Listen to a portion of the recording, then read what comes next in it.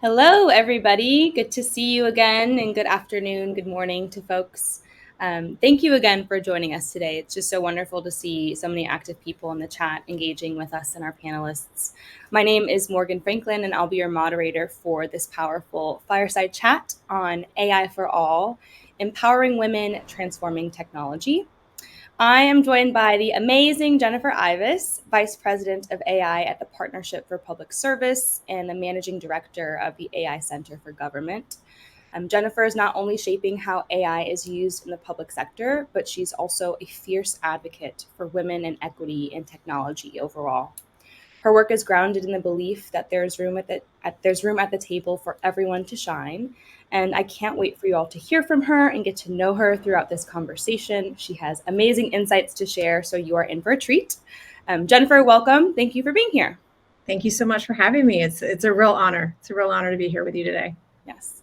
Well, we have about 15 minutes to dive into a lot of content, so I'm going to jump right in with my first question. Sure. You have said that there's enough room in the world for everyone to shine. Can you tell me what that means to you in the context of artificial intelligence and women's representation in technology more broadly? Yeah, and thank you for asking that question. It's such a thoughtful question to kick off the conversation. And what I mean by that is that AI can't and shouldn't, right? It cannot and should not be built or led by a narrow few. And if only a small slice of humanity is shaping this technology, it's only going to serve a small slice of humanity, right? Everyone shining to me means creating space for women, especially those who have been historically left out, to really influence how AI is built, how it's governed, how it's used, because the future that we develop, right, with a capital W, that we develop depends on who is at the table shaping that future. And AI plays a huge role in that future. And so to ensure that women in particular and that diversified voices are at the table in shaping the future is something that I believe, and there is enough room for the world, for everyone to shine, and for, in the world of AI, for everyone's voices to be heard. Yeah, someone told me the other day, like, make the table bigger. If you think there's not enough room at the table, we can buy a bigger table. We can make a bigger table together. So I'm so glad you said that. And your experience is really steeped in industry and private sector AI expertise. But in your current role, you've built an AI center to guide and support the public sector and public sector leaders. And in this current state of the economy, it's really a ripe time to think about artificial intelligence. There's change from one day to the next. And I'm wondering, how are you seeing AI shape and reshape both the public and private sector? And what opportunities are there for women to lead in this transformation, especially in this era, like at this time period? Oh, sure. So AI is transforming how decisions get made. We all know that, right? I believe that we all have an idea of that. We're all aware of that. I'm not so sure that everyone is aware of how quickly it's transforming how decisions get made. Yeah. It is quickly, and it is across every sector. So for instance, in healthcare, right, AI is helping radiologists detect breast cancer and mammograms with greater speed and accuracy than we've ever seen before. So that's amazing. That's wonderful. In retail, right, it's personalizing clothing recommendations based on body type and style, and even return history, right? And in banking, and these are, I just love you talking about AI use cases so everyone can kind of ground themselves in it. So, in banking, it's advising consumers on the best time to apply for a car loan or a home loan. And that's really based on things like interest rate trends and personal credit history, right?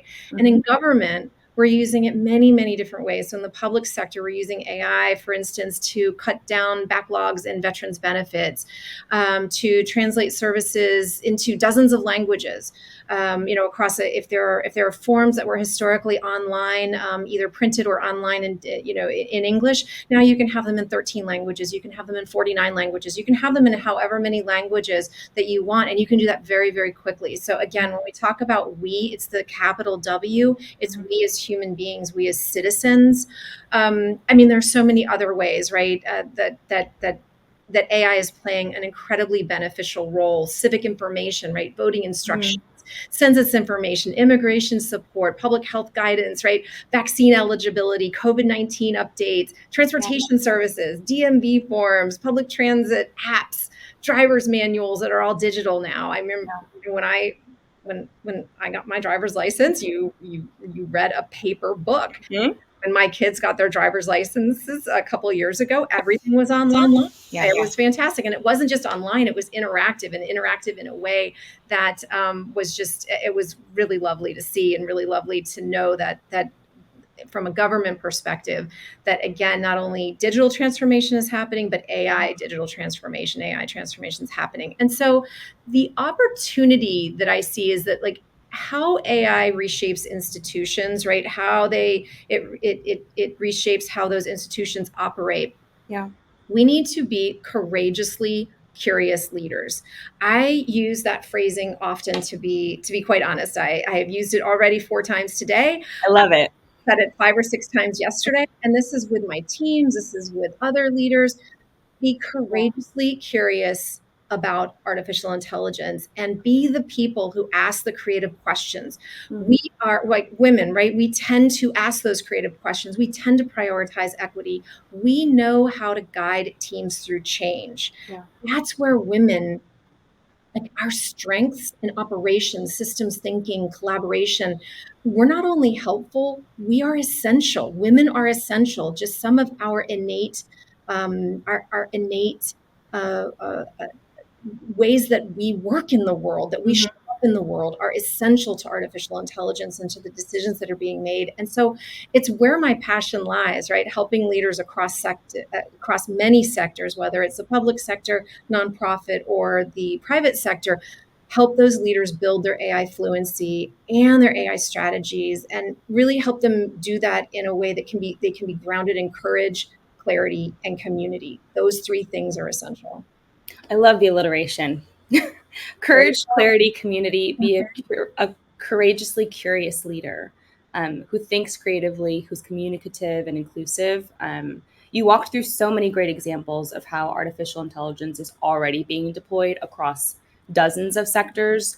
So, for anyone listening who's like, I'm not influenced by AI yet, or it's not in my personal life yet, it is, which means you have stake in the game and skin in the game. And I think being aware of the ways in which we're already interacting with AI is so crucial, especially as women, to have familiarity with how it influences us on a day-to-day basis. So thank you for the examples and case studies, and reminding us how being courageously curious is an essential part of our roles in our day-to-day life. It's a growth mindset, right? That curiosity is a growth mindset, Absolutely. and that's what AI requires. So, not to rabbit hole on growth mindset, Yes. but that is something that is essential, whether you're a man or you're a woman, right? Right? It doesn't matter.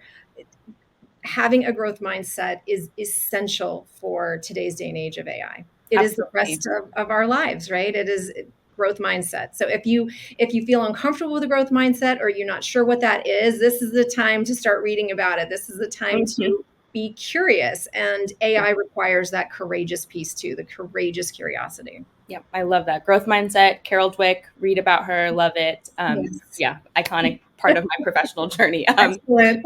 Absolutely.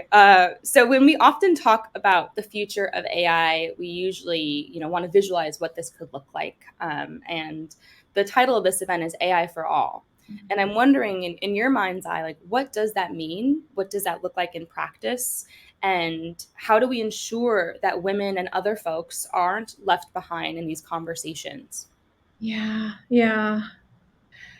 It means, so AI for all to me means access, not just awareness. It means AI fluency. I think I've mentioned that once already today. We used to talk, many people may be comfortable with the phrasing AI literacy.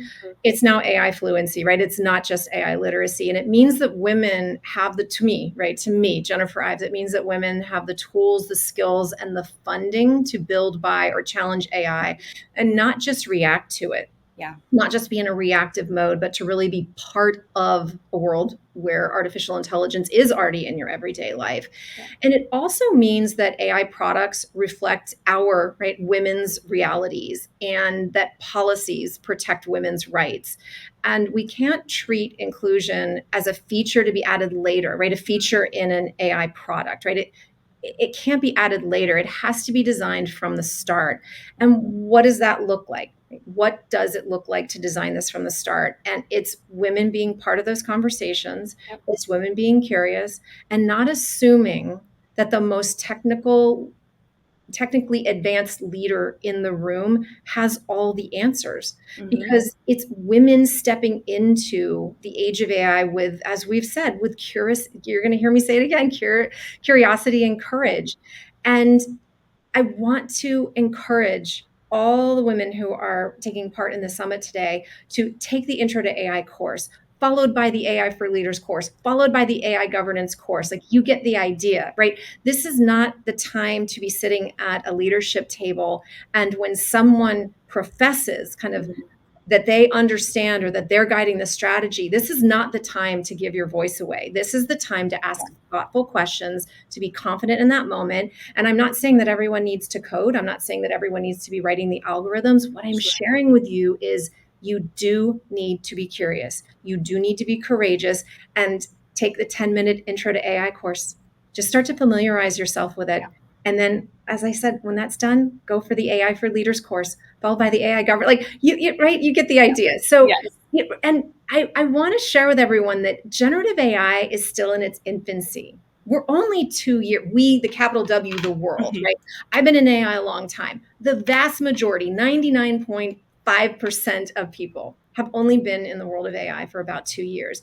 Yeah. And like, so don't give your voice away. As I mentioned before, don't assume that others in leadership kind of quote unquote get it more than you do, Yep. because as I shared, and I was just sharing this with someone this morning, most leaders are only kind of 3 months, 6 months, 12 months into their own AI fluency journey, their own AI journey, and that's not a lifetime, right? No. It's barely a head start. Yep. And so I don't, if I could leave something with everyone today, it's like, don't let AI intimidate you into thinking that someone else is better equipped to lead, Mm. because you belong in the conversation, and we, the capital W, need your voices and your leadership. So don't assume that someone else knows more than you do. They may not. And if they do, it might be a 2 week, they may have gone to 2 conferences and come back with a lot of really good information. Yes. I just don't want anyone to assume that someone's got like a 20-year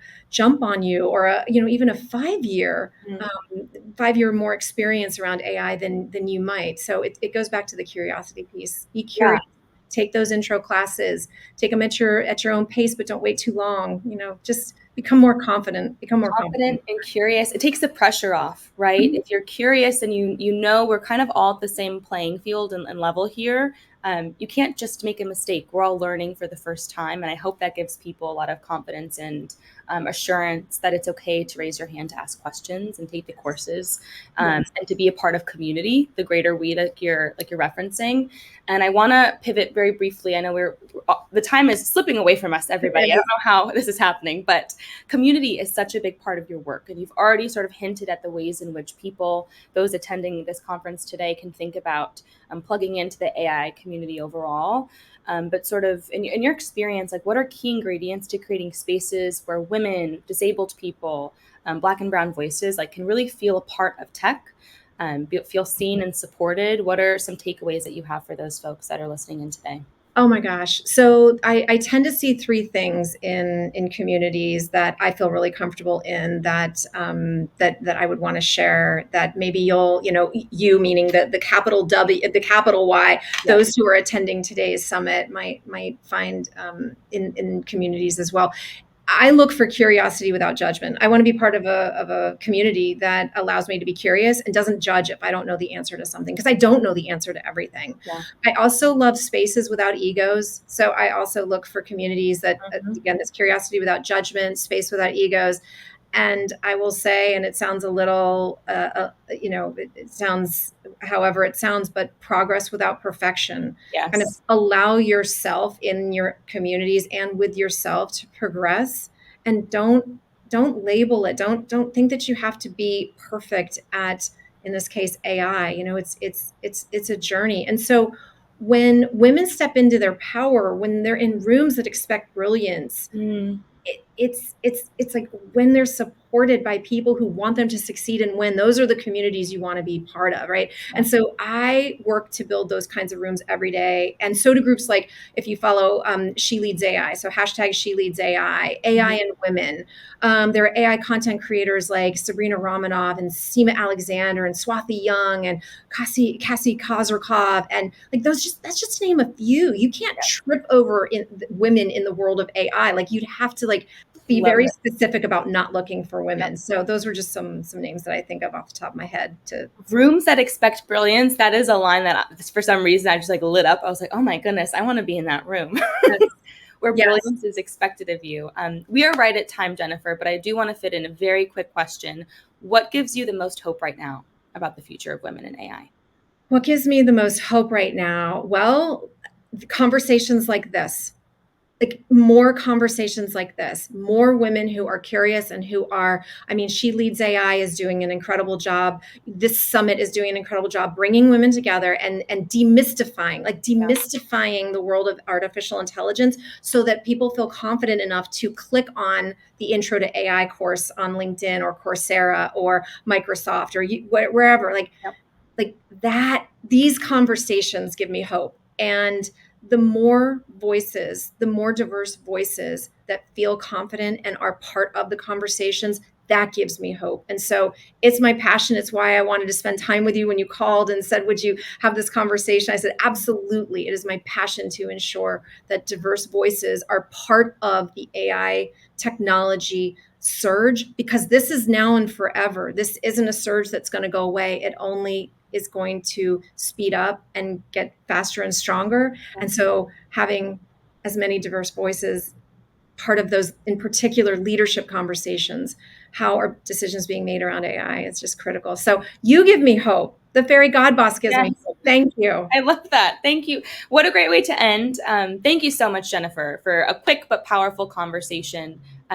Please follow Jennifer attendees if you're not familiar with her and her work. She's on LinkedIn, she's on socials, and this is a thought leader who you want to stay in touch with moving forward, I promise.